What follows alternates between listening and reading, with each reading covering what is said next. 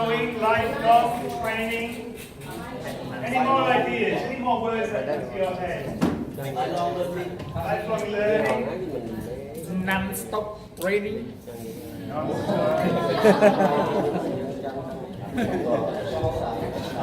Like that, non-stop. Constant.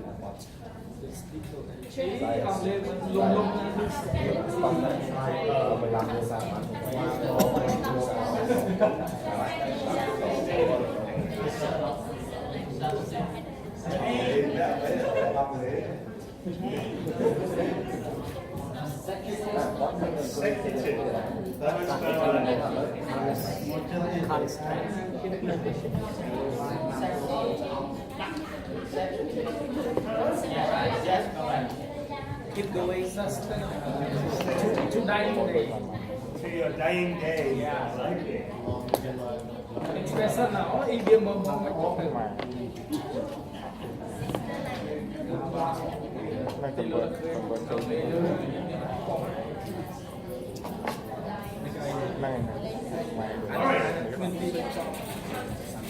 Let's have a look. We'll see if we have any words here that are in my definition. So, again, are there any words here that might fit in here?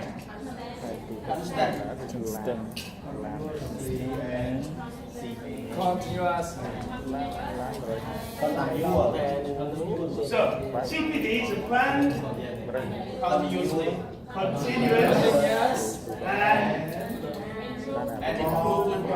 learning process.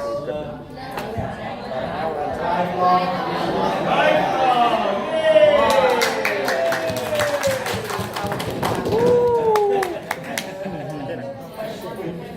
Teachers develop their professional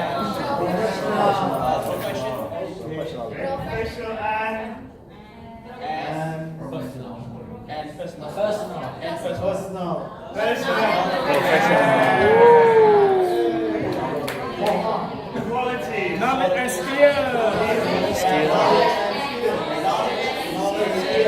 And personality. Personality. Practice.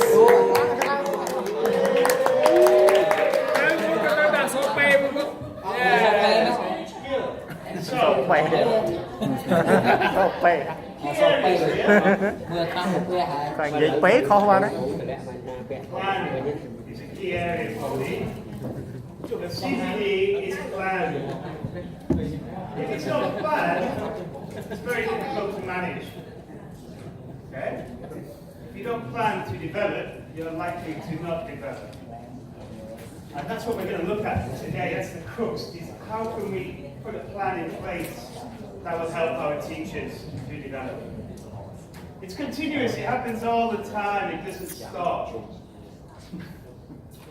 It lasts forever till your dying day, lifelong. You develop both your professional and your personal skills. They go together, right? You could be the greatest teacher in the world, but if nobody likes you, you're not going to be successful. And you could be the most likable person in the world, but if you can't teach, so they go together. You have to have both. And you improve your knowledge. So what you know about the subject, the skills, how to do it, and practice in the classroom. Now, the next question. Why? Why should we have professional development? Tell the person next to you. Oh, the person behind you. Why? Why should we do it?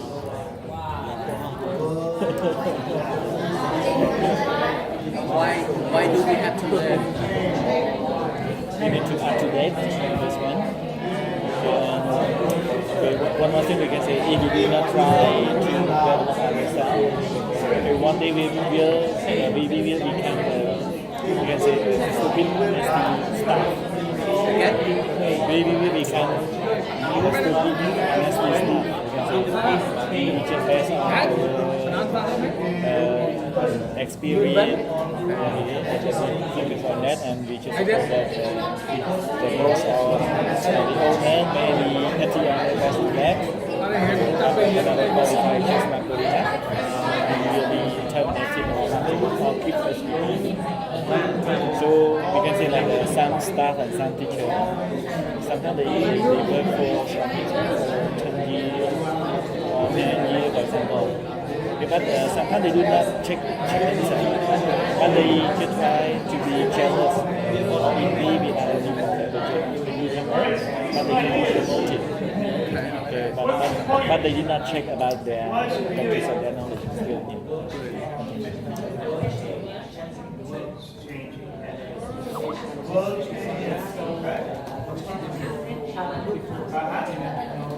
Adaptation. One of the benefits of professional development now, To what get they a do job, is position. promotion. Position. No. Adaptation. I can say requirement. It's a requirement as well. Social requirement or work requirement. I can say that. Okay? Yeah. Professional development, this is why I think we should do it. To improvement in teaching. Thành phố Hồ Chí Minh. And better come out of school, better learning, better education. The biggest thing is it makes teachers better. Okay? They're better at their jobs. If they're better at their jobs, generally their students will study better to get better quality education. That then makes the benefit for the school. So your campus is better, if your teachers are better, students better, the campus gets a better reputation. And the teacher becomes more confident as a professional. I always had the philosophy, when I was managing my teachers, is I wanted to find out what they wanted to do. So if they wanted to go into management, it was my job to make sure that they would be capable of doing my job. I wanted them to be as good as me in my job. So I wanted to get them and build their experience and build their skills so they could replace me. They were never going to replace me, because hopefully I would then move on. But I always wanted to have that idea, that attitude that I would pull my teachers up to the same level. I think if we think like that, it's a good way. They should be wanting to replace you and build their confidence. Now, who's that? It's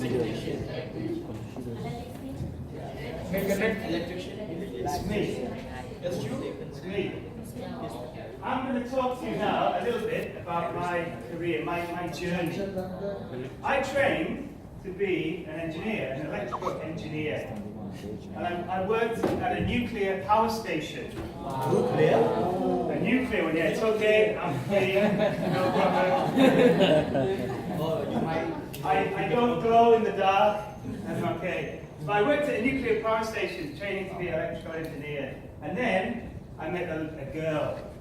And she was a teacher. And she was a teacher who wanted to go and live abroad and teach English. Right, she did a TEFL, and she got a job in Thailand.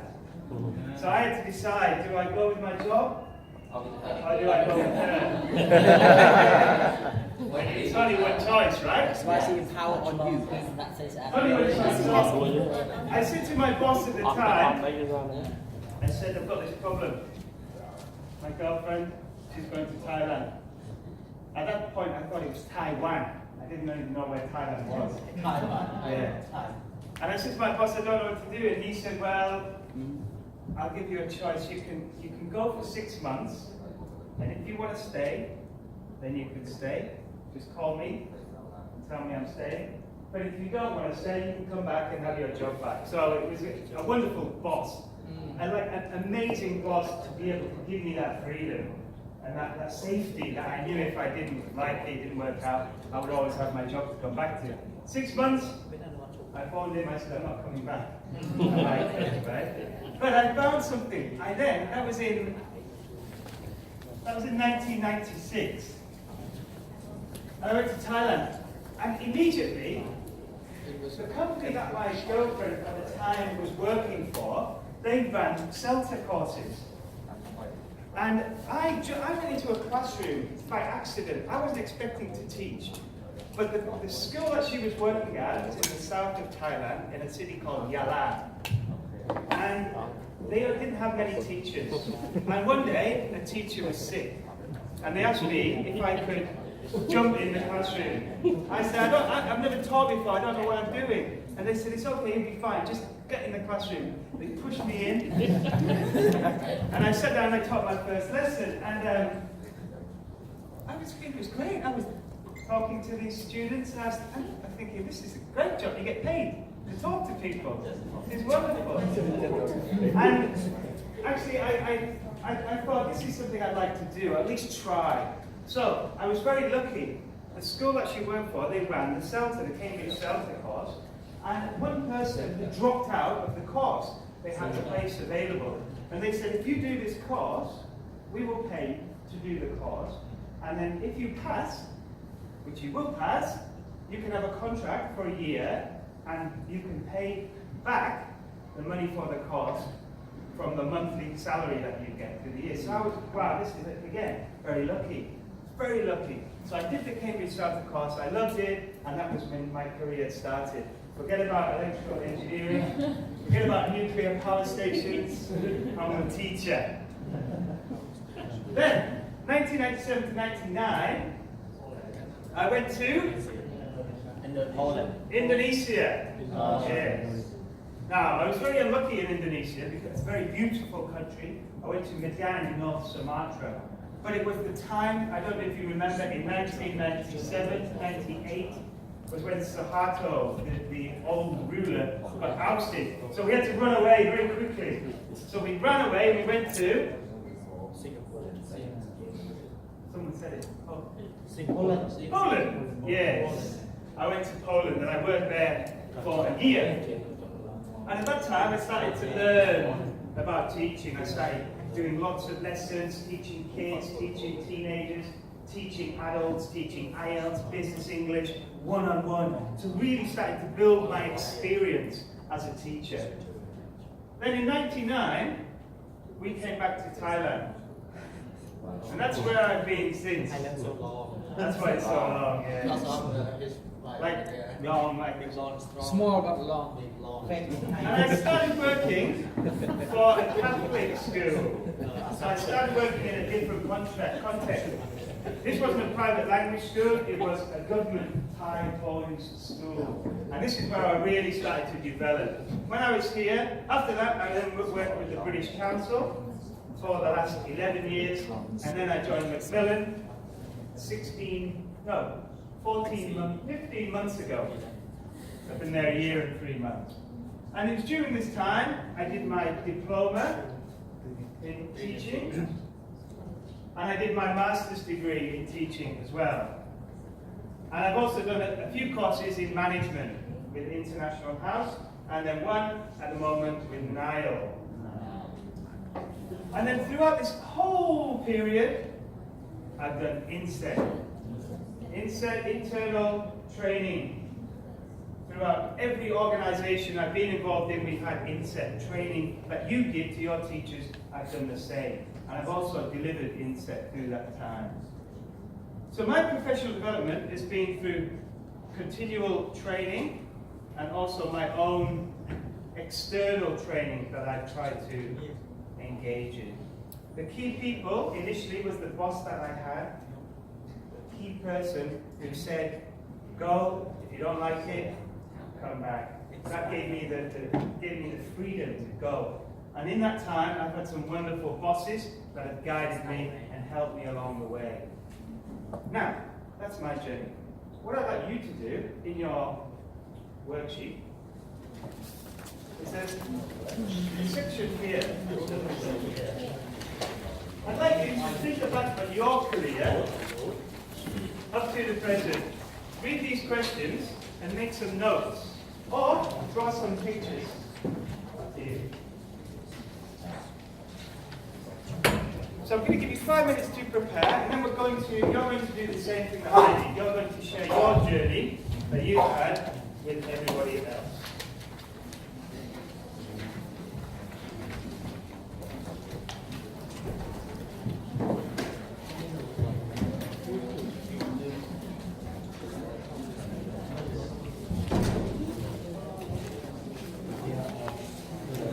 Yeah, you could write, you could draw pictures, you could do a timeline, you have the free space.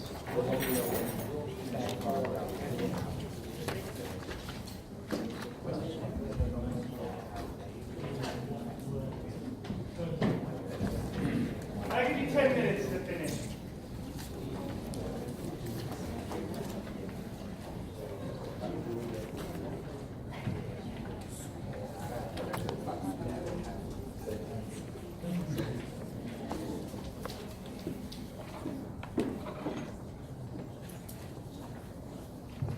And incredible turning points in your career that have seen you go different ways than where you are now.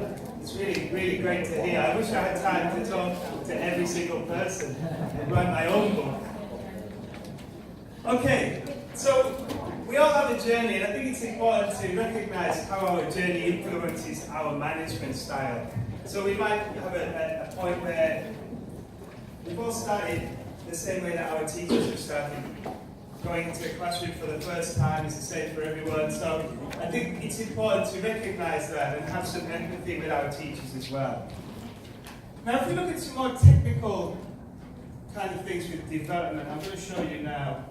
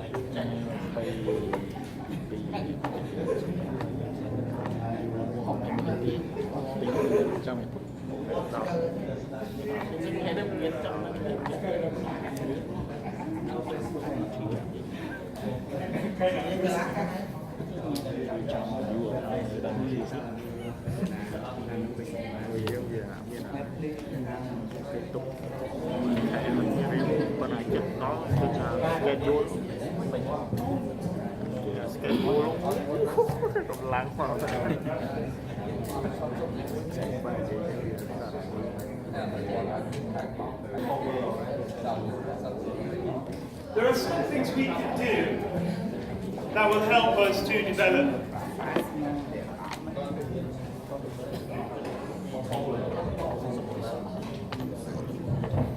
So there's certain tools, certain things that we can do to help us develop. One of them I asked you about earlier. So we have things here. What courses have you attended? Attending a course is a tool of development. Yeah? And maybe are there any books or other resources that have influenced you? So reading a book is a way of developing. So if you think about professional development, here we could have reading, here we could attend a course. Alright? So two examples, reading, attend a course. What other tools of professional development are available to us? Join a workshop. Excellent.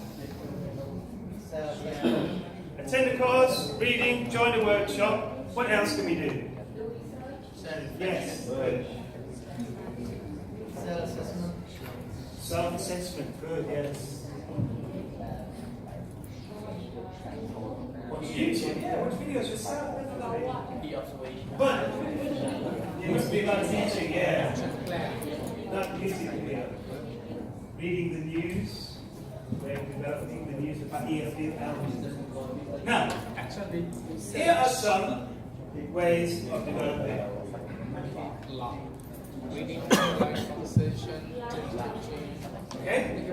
I am now going to give you Worksheet Warrior.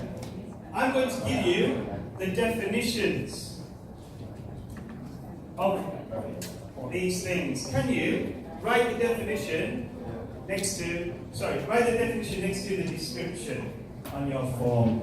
on the front and the back. You can work together, take about 5 minutes. Sharing presentation. What does it mean, blind observation? Observing more. Read the text and you will find out.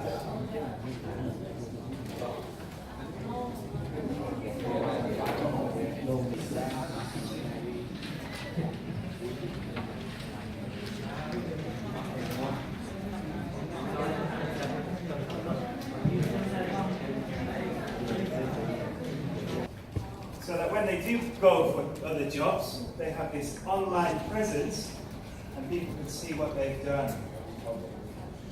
So a very useful, a very simple thing to do.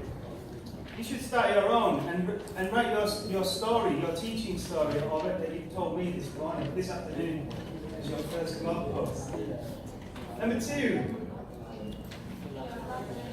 collaborating, yeah, we talked about that this morning.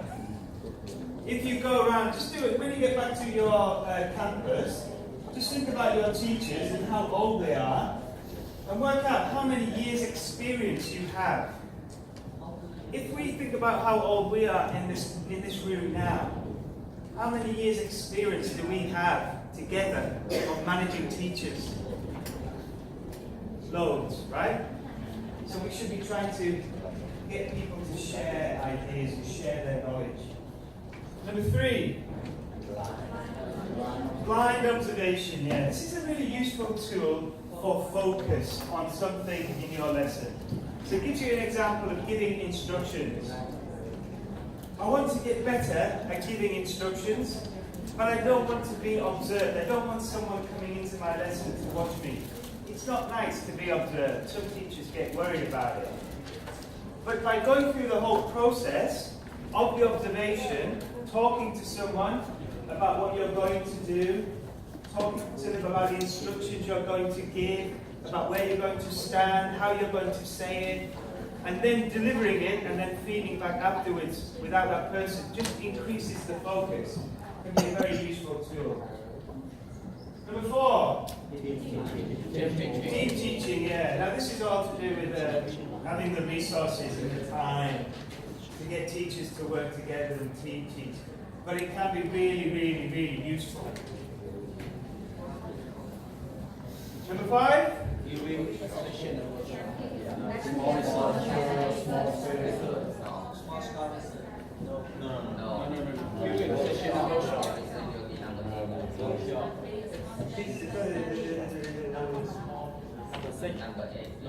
yeah, number 5, giving a session or a workshop. Yeah. Now, this is something that I started as a teacher when I came back to Thailand with the INSET. So not only attending INSET, but get your teachers to deliver training. They choose a topic, teaching listening skills. They read a little bit about it, and then they do a little presentation or a workshop to help the other teachers. It's a wonderful way of developing. It's not a threatening thing for teachers to do, and it can be a really useful way of sharing ideas. I love this idea. It's something that I've done all throughout my career. Number 6. Observing and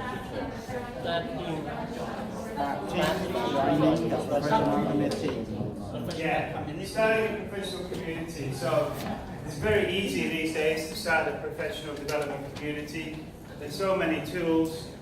Facebook, Google Drives, anything. I mean, it's up to you how you want to do it. The only thing is, you have to monitor, and you have to keep it up to date, you have to keep it fresh. Now there's some great Facebook groups out there actually, and I'll put you in touch with them when I send you the materials. Number 7, reading, yes. Number 8, conducting small studies.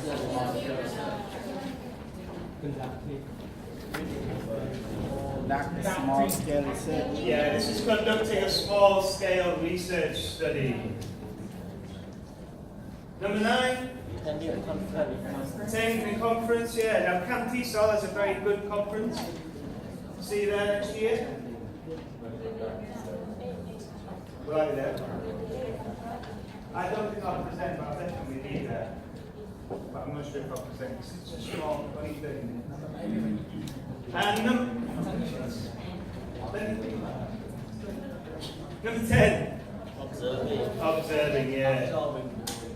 Observing is a wonderful way. Now, the only thing about observing, we looked at that in the last time I was here. We looked at observation. If you're doing peer observation, if your teachers are observing each other, they have to commit to be confidential. They have to.